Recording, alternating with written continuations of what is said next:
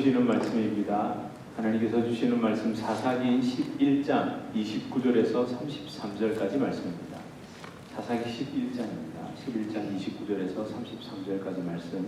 우리 한 절씩 교독하시고 마지막 절 합독하시겠습니다. 이에 여호와의 영이 입다에게 임하시니 입다가 길르앗과 므낫세를 지나서 길르앗의 미스베에 이르고 길르앗의 미스베에서부터 암몬 자손에게로 나아갈 때에 그가 여호와께 서원하여 이르되 주께서 과연 암몬 자손을 내 손에 넘겨주시면 내가 암몬 자손에게서 평안히 돌아올 때에 누구든지 내 집 문에서 나와서 나를 영접하는 그는 여호와께 돌릴 것이니 내가 그를 번제물로 드리겠나이다 하니라. 이에 입다가 암몬 자손에게 이르러 그들과 싸우더니 여호와께서 그들을 그의 손에 넘겨주시매 아로엘에서부터 민닛에 이르기까지 20성읍을 치고 또 아벨 그라밈까지 매우 크게 무찌르니 이에 암몬 자손이 이스라엘 자손 앞에 항복하였더라. 아멘. 아멘. 예. 우리 앞뒤 좌우로 서로 인사하시겠습니다. 잘 오셨습니다. 반갑습니다. 예, 잘 오셨습니다. 너무 잘 오셨습니다. 오늘 제목은 입다 네 번째입니다. 저도 이렇게 될 줄 몰랐습니다. 진짜입니다. 제가 의도하고 이렇게 한 게 아니고요. 입다 정말 길어야 두 번 설교할 수 있을까? 아니 사실 뭐 한 번으로도 족할 수도 있고요.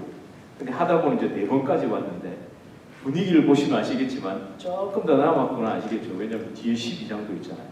그리고 아직 딸 얘기도 안 했습니다. 오늘 본문에 아직 딸 얘기도 안 나왔잖아요. 조금만. 예. 아니, 물론 분위기 참 다행인 것 같아요. 제가 11월로 사사기가 들어가죠. 출애굽기 끝나고 사사기 11월부터 들어가거든요. 제가 센스가 있습니다. 그래서 주일 예배를 12, 31일 그 마지막 주로 사사기 딱. 그러면 이제 누구 남습니까? 삼손 남잖아요. 네, 그건 이제 다음 기회로 살짝 해놓고 제가 이제 다른 곳으로 갈 겁니다. 그 사사기 새벽에 그 매일 말씀 묵상도 하시면서 또 사사기 주일날 하면 지겨울 수 있지 않습니까? 예. 뭐 그럴 수도 있습니다. 또 사사기냐 이럴 수 있는데 그래도 이제 제가 조금 조절을 하겠습니다.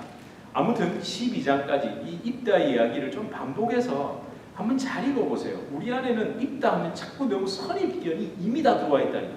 이미 다 들어와 있습니다. 오늘도 벌써 조금 성경을 보신 분들은 그렇지 이제 입다 서원 얘기하겠구나. 그래서 입다사하고 부제목으로 서원 이렇게 할 생각도 있었습니다. 그런데 한번 보세요. 우리가 입다하면 입다가 어느 민족과 어느 족속과 전쟁에서 이겼죠? 암몬이죠, 암몬. 근데 그 암몬과의 전쟁에서 그 기생의 아들 출신 그 입다가 심지어 그 불황자였던 그 입다가 어떻게 해서 승리할 수 있었습니까? 왜 승리할 수 있었죠? 그렇죠. 하나님이 함께 하셨죠. 하나님의 능력으로 그렇게 했죠. 근데 그 하나님의 능력이 왜 왔죠? 또는 그 하나님의 능력이 뭔가 더 강력하게 온 이유가 뭡니까? 20성읍을 쳤대잖아요. 그 조금 갈 거면 확실하게 간 이유가 뭡니까? 서원 안 해보셨습니까? 서원, 입다의 서원 모르세요? 여러분 하나님과 뭐 이렇게 서원하고 약속하고 이런 거 안 해보셨어요? 과연 그렇게 해주시면 내가 이렇게 해야겠나이다 이런 거 안 해보셨습니까? 어머나 안 해보셨나고. 저는 어떻게 목사가 됐을까요? 저는 어떻게 목회자가 됐을까요? 저도 누군가 서원하지 않았을까요? 누군가 제가 목회자가 되기를 기도하고 약속하고 막 이렇게 서원하고 이런 분이 계셨을까요? 안 계셨을까요? 있었어야죠. 그래야 재밌잖아요. 제가 그때 말씀드렸잖아요. 대한민국 기독교의 역사에서 5대째 예수님, 여기 6대째라니까요. 이쯤 되면 제가 또 즐겨도 보통 즐깁니까? 5대째 만에 첫 안수받은 목회자. 제가 그때 살짝 말씀드렸잖아요. 저희 기독교 그 역사를 거슬러 올라가면 여기서 이거 시작하면 한 밤새도록 얘기도 다 못합니다. 진짜 이게 100주년 기념 막 책 이런데 막 이름 나오고 이런다니까요. 별로 감흥이 안 오시나 봐요. 여러분 한 번쯤 하나님과 약속해 보셨을 겁니다. 아마 다들 그렇지 나도 해봤지. 소원도 해보고 맹세도 해보고 기도도 해보고 하면 이렇게 할 거다. 다 해보셨죠? 근데 왜 안 지키세요? 왜 안 하세요? 제가 오늘 여러분 좀 불편하게 해드리려고. 약속을 했으면 지켜야죠. 하나님께 소원을 했으면 소원을 지키셔야죠. 혹시 자녀분들 이름을 성경의 인물로 지으신 분들 계신가요? 대부분 무슨 생각하면서 그렇게 짓죠? 그렇죠. 네, 그렇게 해서 그렇게 키우고 뭐 그렇게 하잖아요. 근데 지금 어떻게 하고 있습니까? 빨리 등 떠밀어서 거기를 보내십시오. 빨리. 예. 저희 가족 중에도 지금도 그렇게 기도하는 사람들 있습니다. 그 아들이 거기를 가서 그게 되길. 예. 근데 여러분 이 서원, 이 불편한 이야기를 하면 사실 입다를 냉정하게 보면 이런 서원 해도 되나요? 내 집 앞에서 딱 나오면 그 첫 번째로 번제를 드리겠습니다. 진짜 이런 끔찍한 서원을 해도 되는 것이고 정말 그 했다고 해서 그걸 그대로 했는데 하나님 그걸 받으셨습니까? 정말 받은 건가요? 과연 받으셨나요? 하나님이 정말 그걸 기뻐하실까요? 네? 여러분의 그 약속이 있잖아요. 저도 첫째 아이를 가졌을 때 새벽에 기도를 하는데 이상한 음성이 들리는 거예요. 아시죠? 예. 그 제가 어떻게 했을까요? 예스라고 했을까요? 노라고 했을까요? 대답 안 했습니다. 아이고 뭐 저도 솔직히 뭐 싫었는데요. 뭘 제가 하겠습니까? 근데 정말로 그 약속, 그 소원을 하나님이 정말 기뻐하셨나요? 이런 질문 안 해보시나요? 사실 이 소원에 대해서 몇 가지 살펴볼 게 있습니다. 소원, 여러분 아시는 그겁니다. 그냥 네데르나는 이 히브리어 단어, 그냥 영어의 바와 맞습니다. 그냥 맹세하는 거 있죠. 그렇게 하는 걸 하겠다. 하나님 그렇게 해주시면 그렇게 하겠다고 하는 거 맞습니다. 근데 어떤 분들은요, 이 소원과 이 맹세 있죠. 이 소원과 맹세, 이걸 또 분리해가지고 맹세가 소원보다 좀 더 세대요. 그래서 소원은 안 지켜도 되는데 맹세는 반드시 지켜야 된대요. 그건 도대체 어디서 나온 거죠? 아니 그럼 제가 묻겠습니다. 예수님께서 마태복음 5장 33절의 시편 말씀들을 인용하면서 절대 맹세하지 말라고 하셨잖아요. 야고보서 5장에도 나오잖아요. 그럼 그거 어떡합니까? 그거 뭐라고 얘기해야 됩니까? 아니 별걸 다 나누죠, 그죠? 맹세는 꼭 지켜야 되는 거고 서원은 지켜도 되고 안 지켜도 되는 거고 그런 기준은 도대체 어디서 나오죠? 예나 지금이나 서원과 맹세는요 하나님의 이름으로 또 하나님께서 주셨다는 이런 마음으로 많이들 했고 지금도 하고 있고 아마 앞으로도 할 겁니다. 근데 이게 함정이 하나 있습니다. 대부분이 서원을 할 때 뭐가 임했다고요? 하나님의 영이 임해서 저도 왜 기도하는데 이상하게 뭔가 음성이 들리는 것 같다고 했잖아요. 그때 하나님의 영이 임했던 것 같아요. 그런데 저에게 조금 약간 이렇게 고개 이렇게 되면서 뭔가 약간 부담스러우니까 부담스러워서 가만히 있었거든요. 정말 심령을 딱 닫아놓고 가만히 있었거든요. 우리는 이 서원과 관련해서 이 하나님의 이름, 특히 하나님이 주셨다는 그 사명, 비전, 그리고 성경에 나오는 수많은 좋은 이야기들이죠. 그렇게 담고 싶은 이야기들. 그것이 내 속에서 딱 떠오르면 아 이것이 하나님 주셨구나 하고 딱 마음을 정해버립니다. 그리고 그 소원대로 뭔가를 하려고 하다가 내가 생각한 대로 내가 소원한 대로 펼쳐지지 않을 때는 어느새 뭐에 뭐 새듯이 그냥 사라지고 없죠. 그런 경우들이 너무나 많습니다.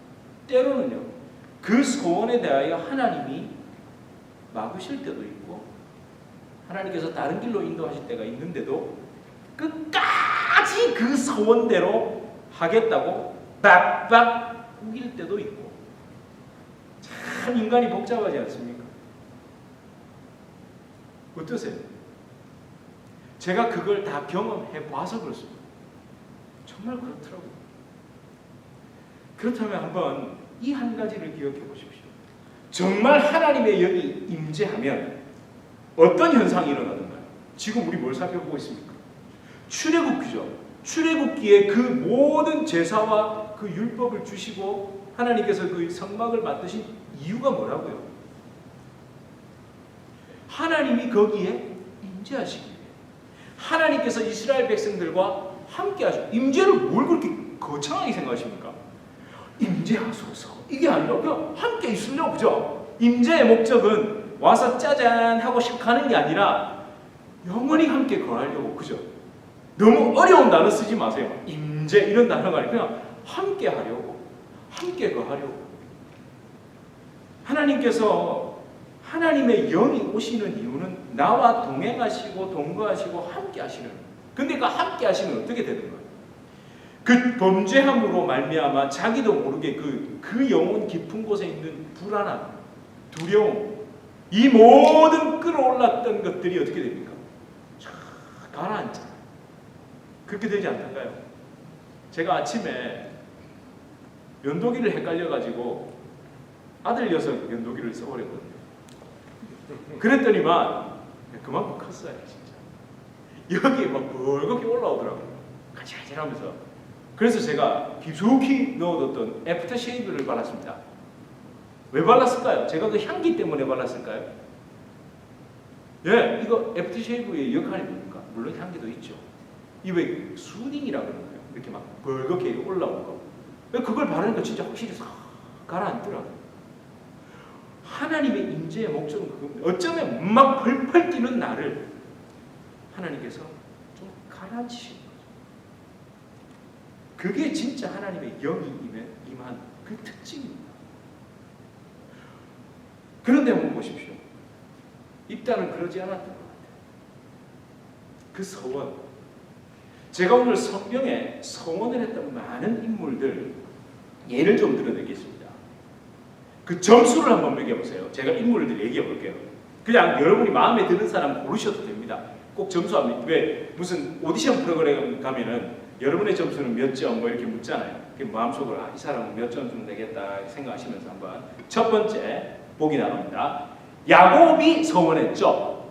바단 아람으로 가기 전에 베델에서 하나님께 서원했잖아요. 갔다가 편안하게 돌아오시게 해주면 내가 여기다 그냥 제단 짓고 막 11조도 드리겠다 그러고 막 그렇게 했죠. 약속했습니다. 자, 마음에 몇 점쯤 되세요? 오케이, 그 점수. 자, 그 다음에 이제 두 번째 누굴까요? 오늘 본문에 입다가 서원을 해서 어떻게 됐습니까? 암몬을 물리쳤습니다. 쳤죠? 조금 아쉽습니까? 하필 딸을 그 점수. 그 다음에 이제 세 번째 또 대표적인 누굽니까?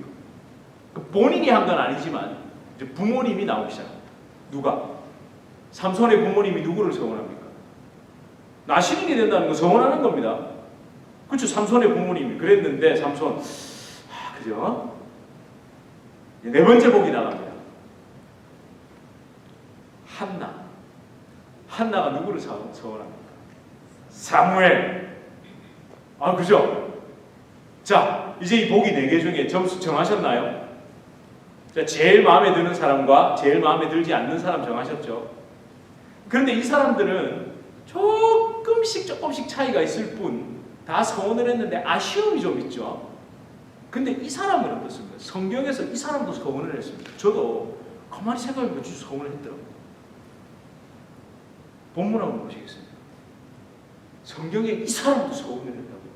우리 함께 한번 읽어보겠습니다. 시작. 또 압살롬이 이르기를 내가 이 땅에서 재판관이 되고 누구든지 송사나 재판할 일이 있어 내게로 오는 자에게 내가 정의를 베풀기를 원하노라 하고 사람이 가까이 와서 그에게 절하려 하면 압살롬이 손을 펴서 그 사람을 붙들고 그에게 입을 맞추니 이스라엘 무리 중에 왕께 재판을 청하러 오는 자들마다 압살롬의 행함이 이와 같아서 이스라엘 사람의 마음을 압살롬이 훔칩니다.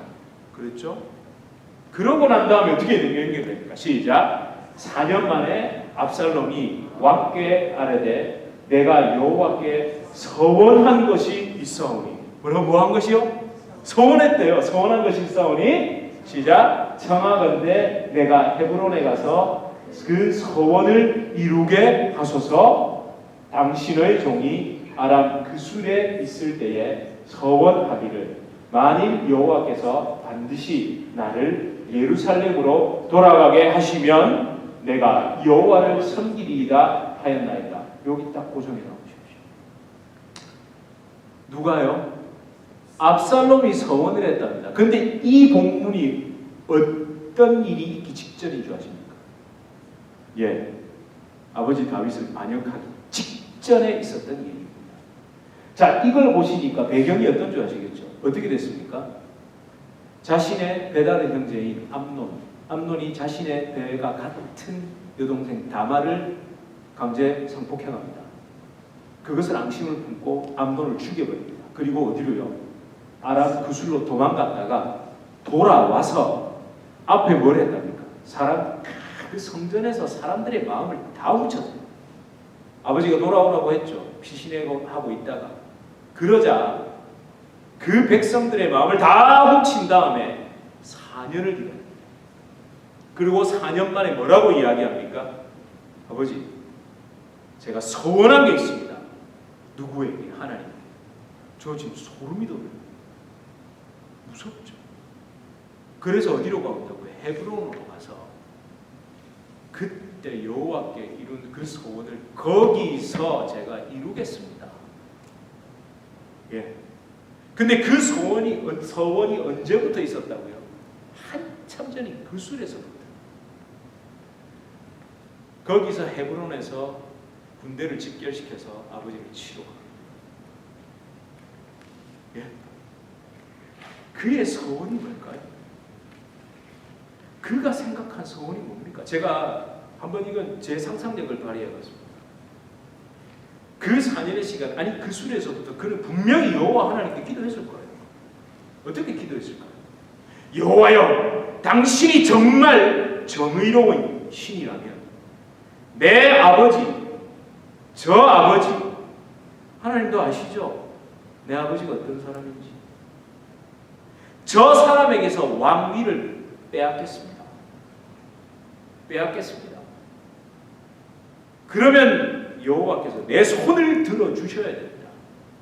그렇게 한다면, 만일 그렇게 하시면 그 성전 내가 지어드리리다.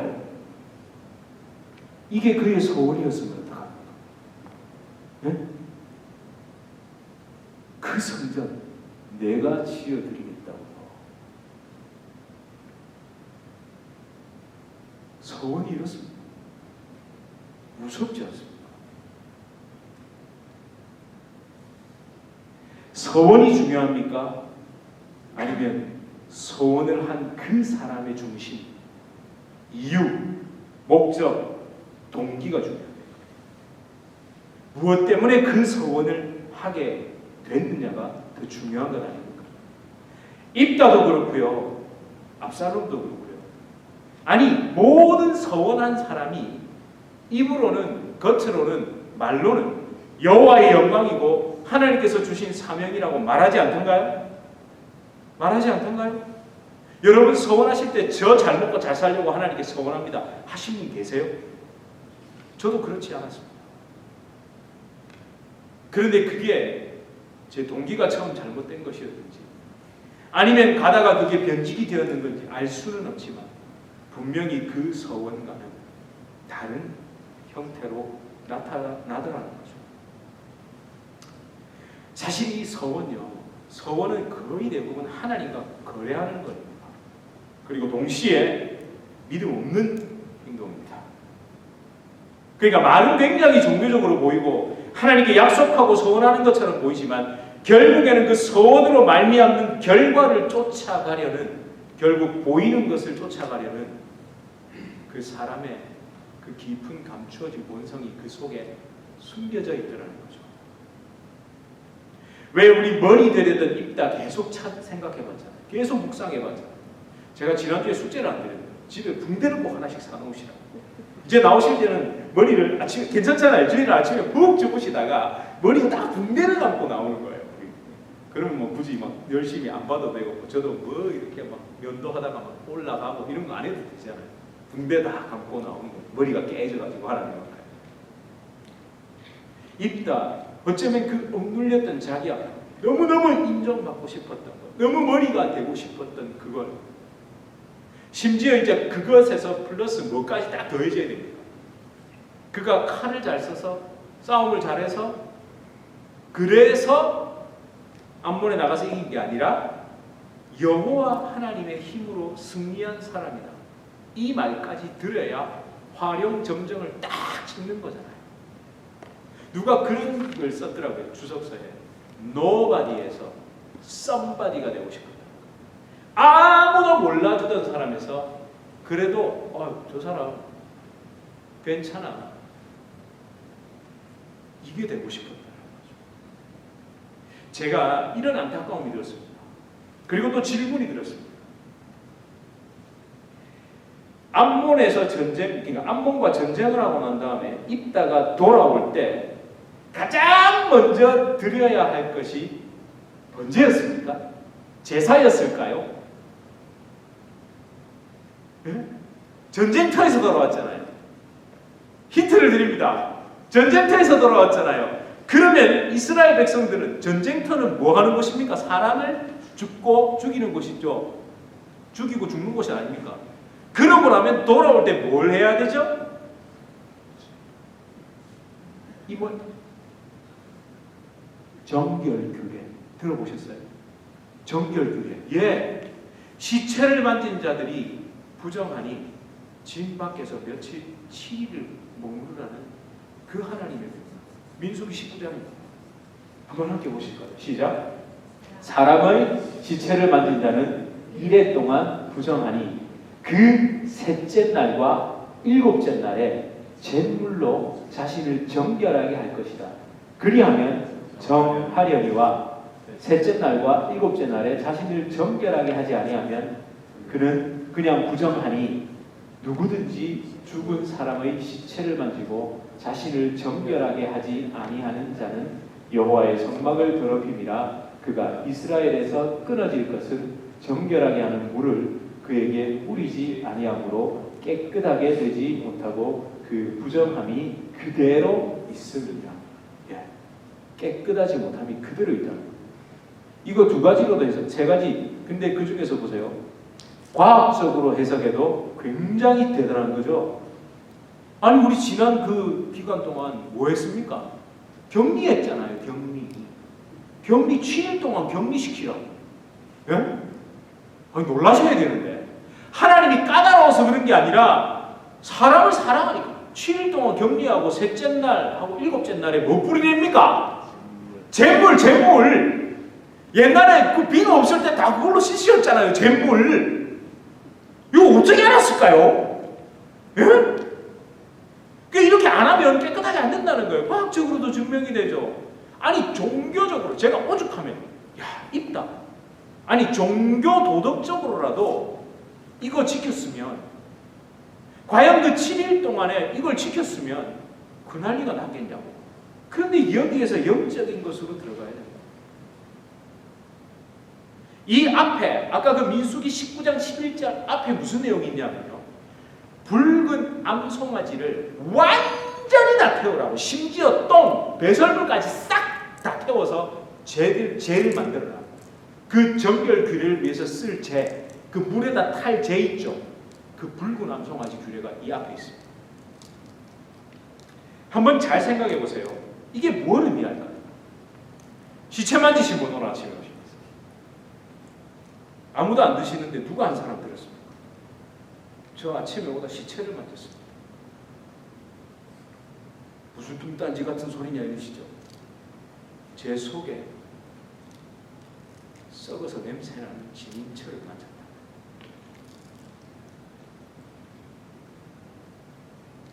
제 속에 여전히 썩어서 냄새나는 그 진인처를 만지고 왔는데 어찌 정결 규례 앞에 엎드리지 않겠냐.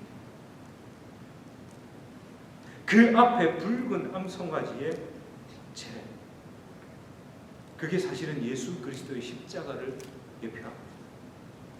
그 깨끗게 하시는 주님의 그 피, 그 보혈, 그걸 어찌 붙들지 않겠습니까? 내 안에 썩어서 냄새나는 난 걔랑 자고 일어나고 맨날 만지고 있는데 어떻게 그걸 안 만질 수 있고 어떻게 이 정결 규례를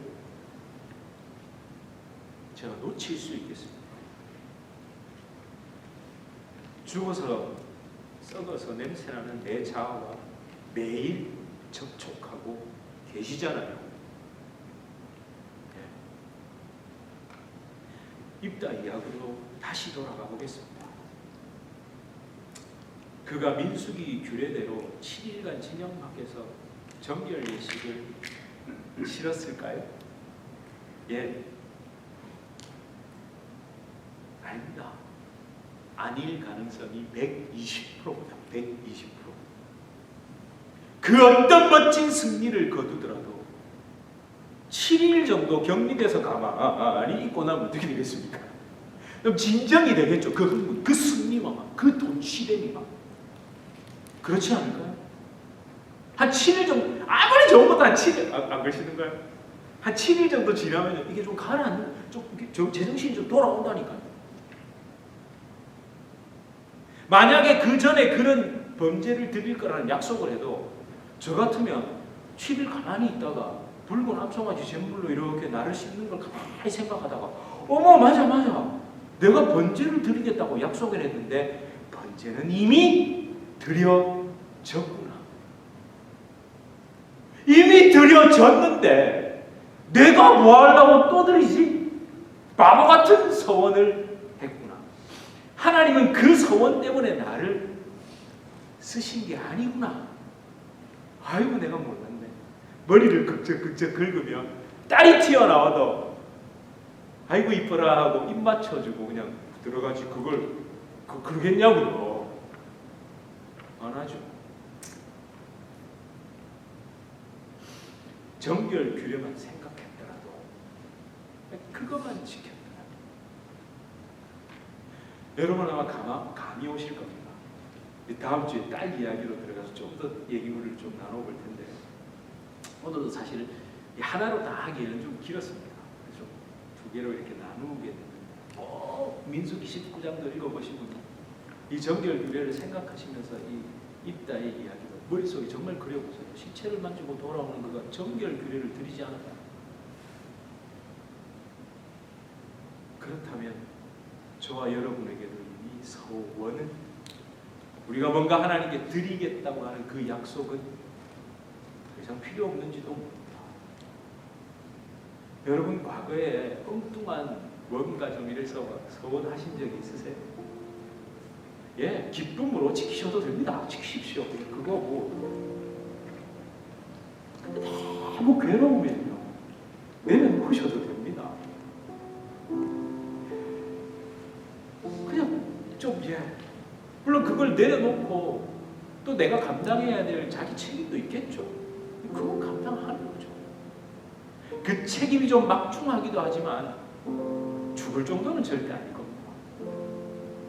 때로는 금전적으로 하나님께 이렇게 드리고 이런 것도 있을 수 있고요. 저 같은 경우는 사명으로, 왜냐하면 저를 서원하셨던 분은 본인이 할머니에게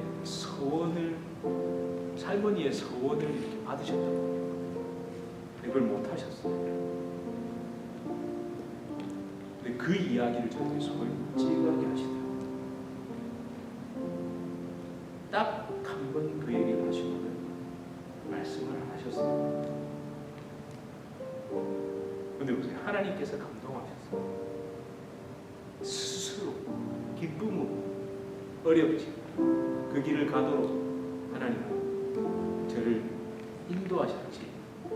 저를 채찍과 사슬에 묶어서 채찍으로 때리고 몽둥이로 치면서 저를 끌고 가지 않으시다. 참 그게 더 안타까워. 왜 그걸 그 하나님의 참 좋으신 그 성품을 모르는지, 왜 그렇게 두려움을 주고 옥죄려고 하고 무서움을 줘가지고 움직이도록 하려는지.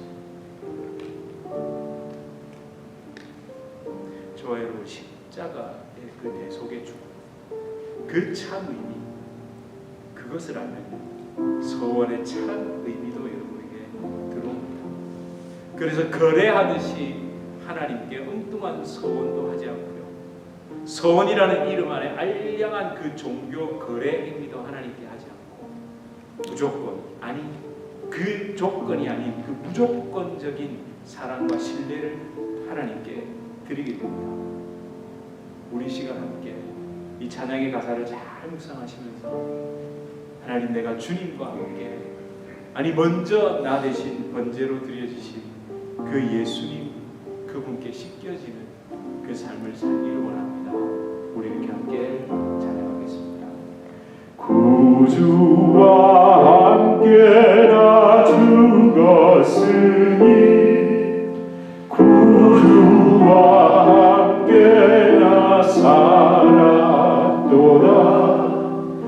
영광의 은혜를 이루도록 언제나 주만 바라옵니다. 언제나 주는 날 사랑하사 언제나